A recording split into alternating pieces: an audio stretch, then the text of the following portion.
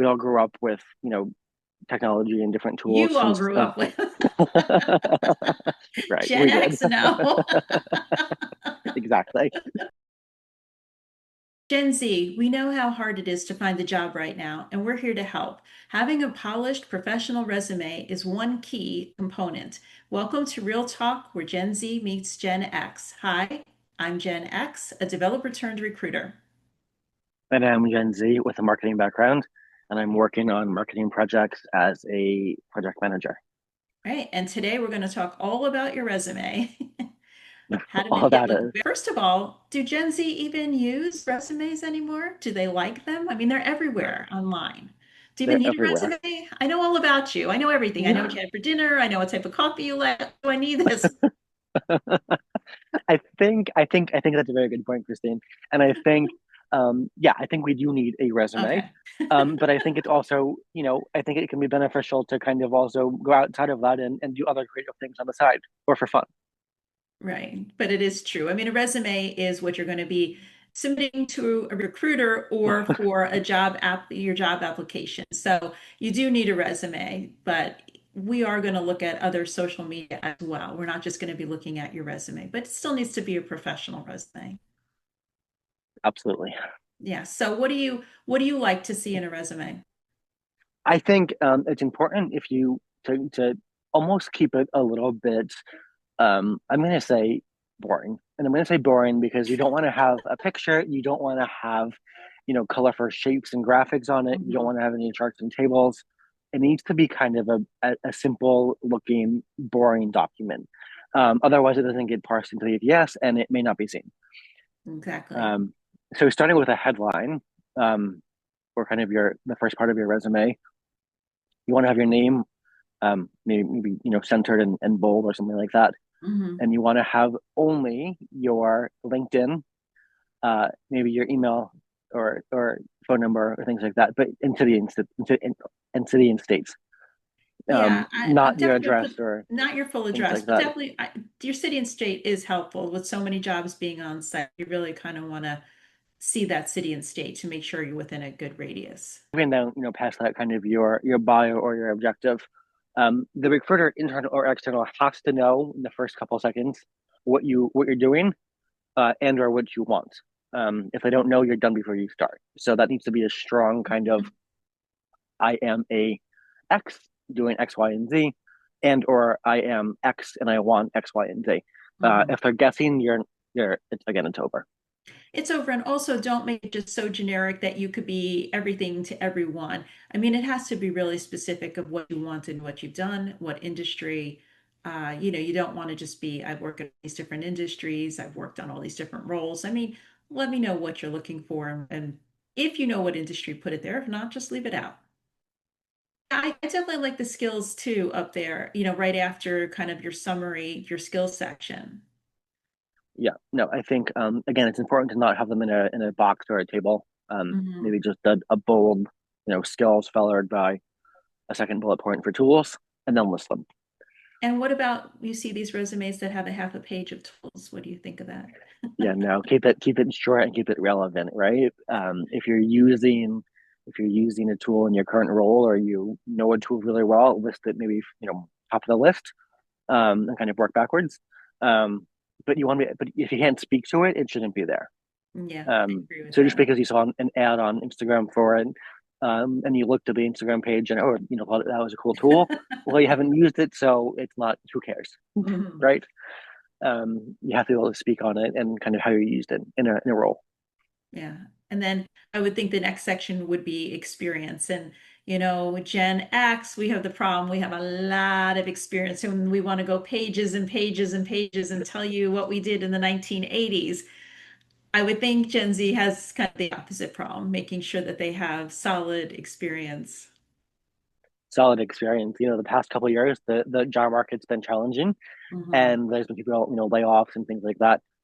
They're often seen as job hoppers, right? Because maybe you're here for 6 months, maybe you're here for 9 months, maybe you're here for a year. Your resume is your resume, right? But you want to make sure that you capitalize on not what you've done, but how what you're doing drove impacts to your teamwork to the business. So, um, Most Yeah, recent, most current most first. current, Yeah.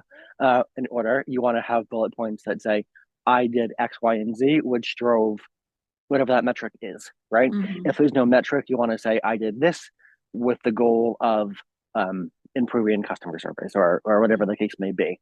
Um, because if no one wants to see a so what bullet point, right? They have to have some kind of value. They have to have some kind of value. What I find to be I would think most challenging for people when you're out of work. And so you've been out of work for 6 months, a year, and maybe during that time you've done some gig jobs. And like what do you do? Do you put those down? Do you not put those down? If you're delivering for your local restaurant or, what do you do with that? And I think that's really challenging because some people will look at it that, wow, you're doing something that's great. You're not just sitting at home, you're trying. And other people will look at that and it would be better if you had just that you're not working. Not working. Yeah, I think it's a fine line, right? It's a Because fine line. And I think that really depends on your industry. If your industry is maybe more customer service oriented or dealing with people, then maybe you could put those there and you could put something about the reviews. I mean, you could kind of maybe phrase it to make it look like a strength. But if it's some other industry that's really not customer service or that's really not relevant, it's a little bit more difficult to spin that positively. exactly. And I think, being unemployed for whatever reason is never a good thing, right? But there's ways to make it from a negative to a positive. Um, and kind of show that you may not be working, but you're doing things that build your skills and build your network as you're kind of in this downtime. Yeah, I agree with that. I do think that if you can build some skills, and maybe if your industry allows to get some certifications on such stuff, I think that's all helpful. And as you've mentioned prior in episodes, I mean, networking is really key. Networking is key. There's plenty of groups online, but in-person networking sessions do still exist, and they seem pretty popular as a general rule. So find them and go to them. It's awkward, it's weird at first, but you kind of have to do it, and make it fun. I mean, find someone to go with, or don't dread it, right? And if you can go Um, to conferences and anything in your industry, either industry meetups or industry conferences, that's still really, you're just trying to kind of build your network, and that is going to really pay off. really pay off. Um, Yeah, no. So I mean, so networking, upskilling yourself, staying sharp with what Mhm. you're doing. Maybe you can find some ways to, um, join different chapters or organizations, industry or role specific to what you're doing, and maybe help out there, volunteer, or just go to the Exactly. meetings and network and just stay active. Don't just sit Stay home and active. mass apply. Say something. I think it also helps with a person's mental state, right? Job No, yeah. searching If you, can be challenging, and if you're just home and you're replying day in and day out, it gets hard quickly. yeah, and but it just really just takes one. So it's really hard just to focus on that when you're in it day in and day out. But you have to have that resume up to date. You have to have your social media presence up to date. You have to be volunteering and going to these chapters and doing that. And it really just takes one person to give you that opportunity. So One you person, have to stay positive. the So magic okay, so we number, have our experience down, and then what do you suggest after that? education.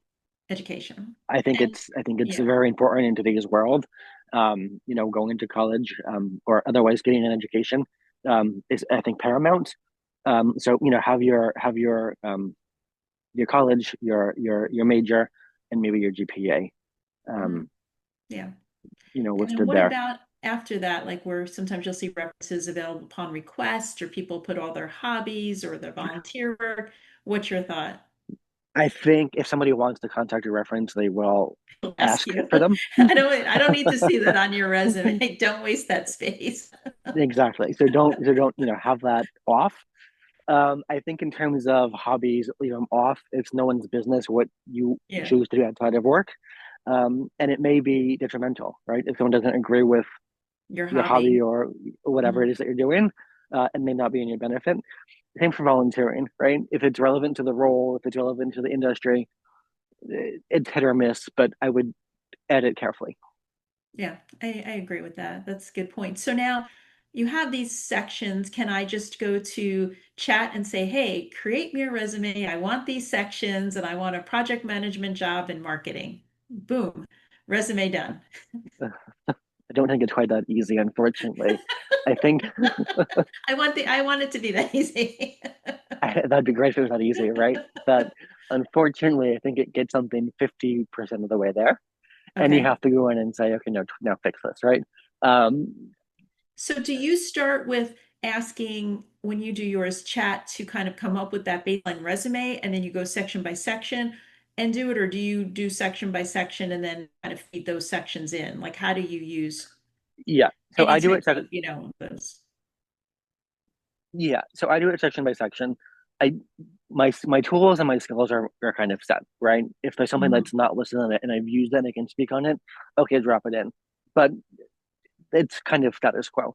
For the experience part, I find taking a bullet point from a job, sticking it in with your into chat with your resume already uploaded, and say optimize this bullet point to align with this job, and then you get that output, and then edit it, right? Because it may Edit be it. something Perfect. that's too polished or not really relevant. So Mhm. do it, kind of figure out the tone, things like that, and then tweak it for what you've done. Right. Um, Yeah, and I will warn people, I see this where people will take, like, they'll just copy bullet points from a job post that I have and stick it in their resume. And sometimes won't even change the font. You can definitely see that it's a copy and paste. And that is like immediate rejection. I mean, if you have that experience, you want to write to it and you can have chatter, whichever one to kind of clean it up or make it sound more professional, however you want it, but just don't copy and paste bullets into your resume from a no, job. that sounds like a way to be done before you start as well. Yeah.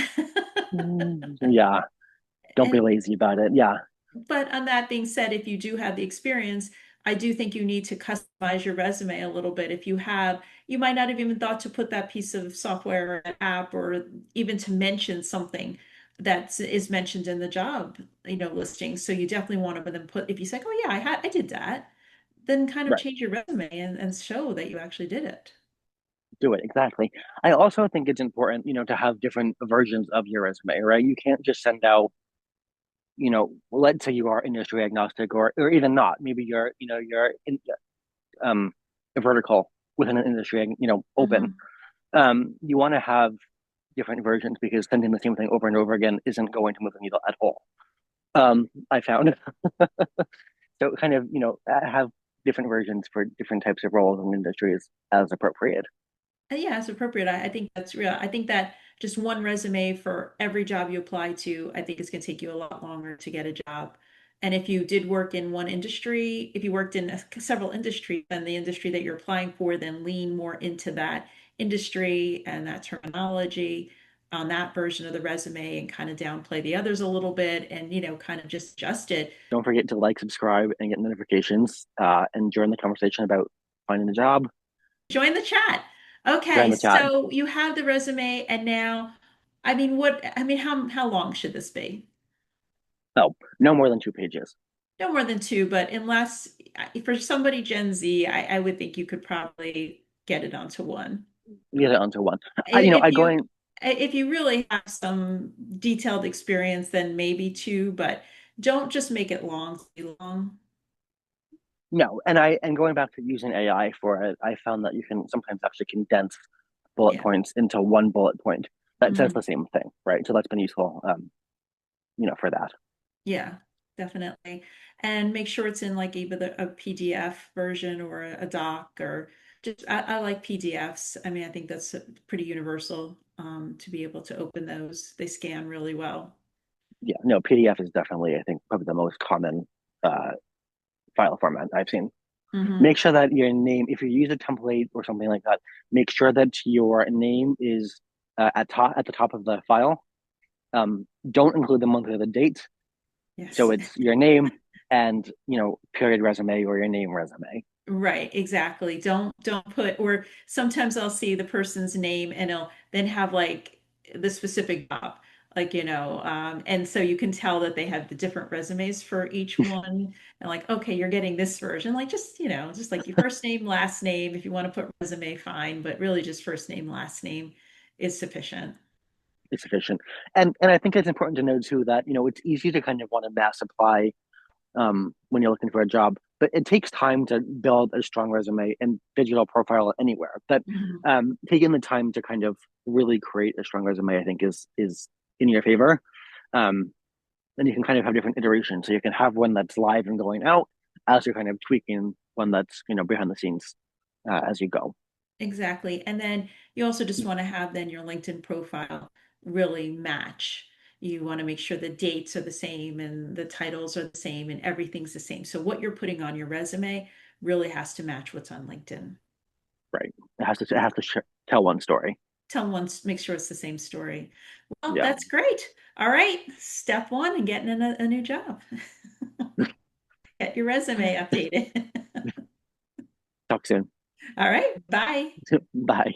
And don't forget to like and subscribe and give us some comments. We're a new community here. We're trying to help everybody from Gen Z to Gen X find a job. So please participate. Talk soon. Please don't forget to like and subscribe and get notified. What is that? What is that? There's like three things. Like subscribe, and get notifications. Okay. Don't forget to like, subscribe, and get some notifications. Join the community, join the chat.